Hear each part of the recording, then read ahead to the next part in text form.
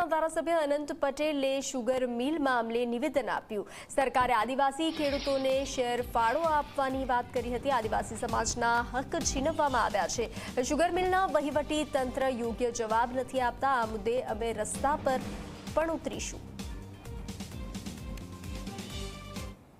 આદિજાતિ વિભાગમાંથી 23/9/2022 રોજ એક ઠરાવ કરીને જે શેર ફાળો આપવાની વાત પણ કરવામાં આવી, પરંતુ એક પણ રૂપિયો આપવામાં આવ્યો નહીં। અત્યારે જે પણ ત્યાં ડિરેક્ટરો છે બધા જ ભાજપના છે, છતાં પણ આદિવાસી વિસ્તારમાં એની હરાજી કરવાની વાત કરીને હરાજી કરી છે। ત્યારે જે અમારા વિસ્તારના આદિવાસી સમાજના ખેડૂતો હતા, એમનો હક, એમની જે આશા હતી એ ઠગારી નીવડી।